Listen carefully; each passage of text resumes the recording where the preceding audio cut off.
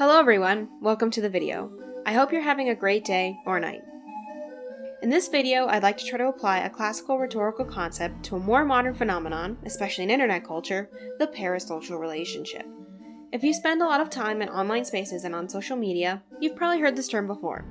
Many people involved in fandom and celebrity fan-based cultures know what a parasocial relationship is, at least in layman's terms.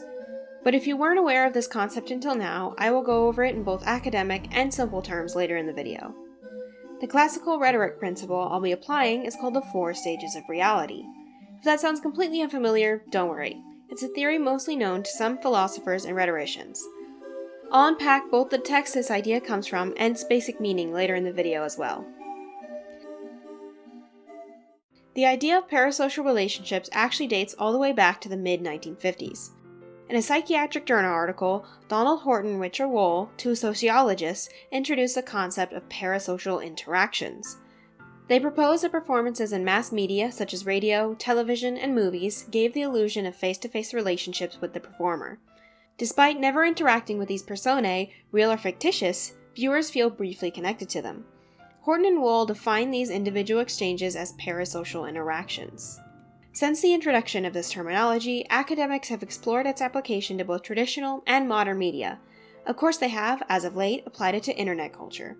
For example, Lebrecht states that, according to research, parasocial interactions are not just restricted to traditional mass media. They can be found in online environments, and the setting might actually allow viewers to feel closer to the persona. She also poses that unlike mass media, two-way communication is technically possible online, just rarely engaged in. But what is a parasocial relationship, and what does it have to do with parasocial interactions? According to Klimt, as quoted by Yüksel, a relationship often emerges from these one-sided parasocial interactions. This is the parasocial relationship. To you, this might look like a friend or family member who feels that they have a long-term connection with a celebrity or character despite having never interacted with or met them. The 4 stages of reality was coined by French philosopher Jean Baudrillard in 1981. He explained that as an image goes from representation to its own reality, it goes through 4 phases. 1. It is a reflection of a basic reality.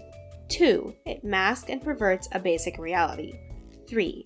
It masks the absence of a basic reality. 4. It bears no relation to any reality whatever. It is its own pure simulacrum. You might be wondering what exactly this means. I don't blame you. I didn't understand it myself until it was explained further with examples. So, basically, the first stage is a faithful representation. It is obviously not the original thing, but still tries to capture the essence of it. Think of a photograph or hyper-realistic painting of a tree. The second stage is a caricature of reality. It doesn't try to stand in for reality, though. This depiction is stylized for aesthetic appeal, like a cartoon drawing of a tree. The third stage is an imitation that is presented as real.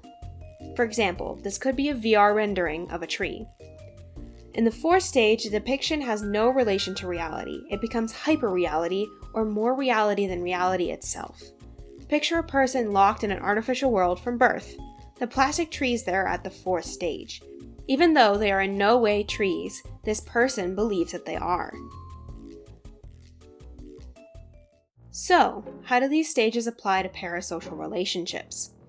I propose that this theory relates to both the persona of the performer and the perception of the viewer. I'll be applying this theory through hypothetical examples. First off, online personas and the 4 stages. Let's say that John decides to create an Instagram account. In the first stage, his account is a true reflection of how he is in real life. He posts unedited pictures of himself and his thoughts as he thinks them. He isn't tweaking or censoring himself in any way. But his profile also doesn't capture his full life or personality. In the second stage, John's photos have a simple beauty filter. He may also be more selective with the images he posts. The thoughts he puts out might be revised or filtered to present a specific identity. It should be pretty obvious that this is not a true representation, as people's lives aren't this perfect. For the third stage, John would heavily edit his photos or even run them through AI filters. His face is still there, but has been changed drastically.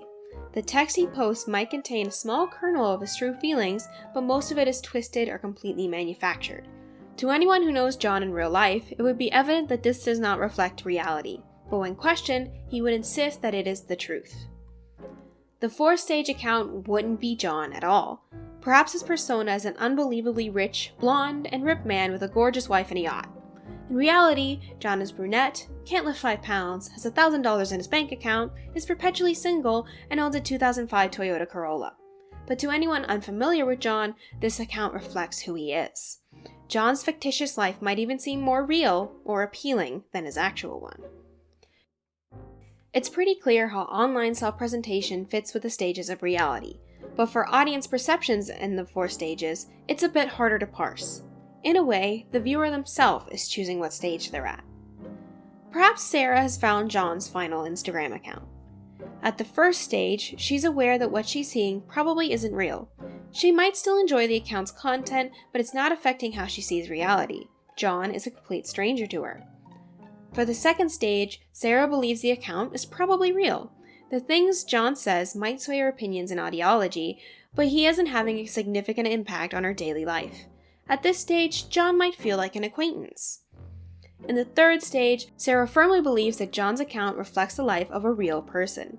She acknowledges that it might not capture every aspect of his life and personality, but his posts strongly affect her ideology. She likely feels that John is her friend. In the fourth stage, Sarah fully believes that John's account is an exact representation of his life. Whatever he says, she agrees with.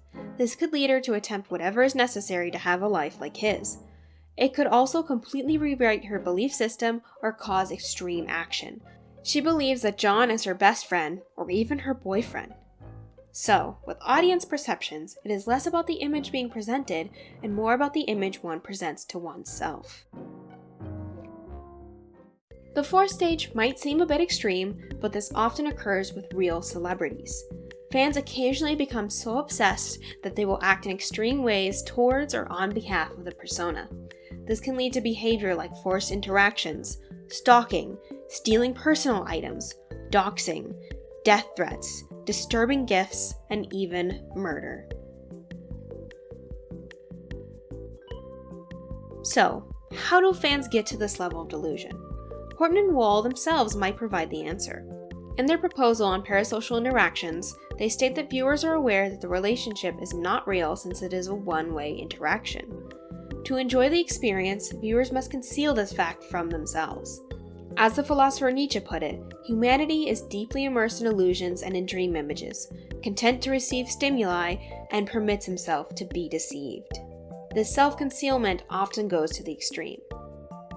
It is also possible that the number of parasocial interactions impacts the strength of parasocial relationships. One study suggests that increased exposure to parasocial interactions changes how audiences view reality. According to Kuna, long-term reality TV viewing not only led to an increase in parasocial interactions, but also increased the audience's identification with personas, desire for their lifestyle, and perceived realism of the persona. I'd like to end this video by saying that I am not critiquing parasocial relationships. In fact, parasocial interactions and relationships can be beneficial.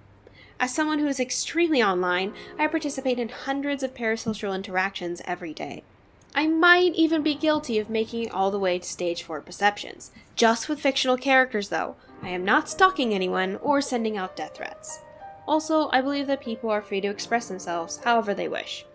This was just an exercise in applying classical rhetoric to an understudied modern subject. If you want to take away anything from this video, just remember how easy it is to manipulate an image's reality or manipulate your own perceptions. When you see something online, ask yourself what stage of reality it might be at. Also, what stage are you viewing it from? I hope you enjoyed this exploration, and thank you so much for watching. I hope you have a great morning, afternoon, and evening. Goodbye!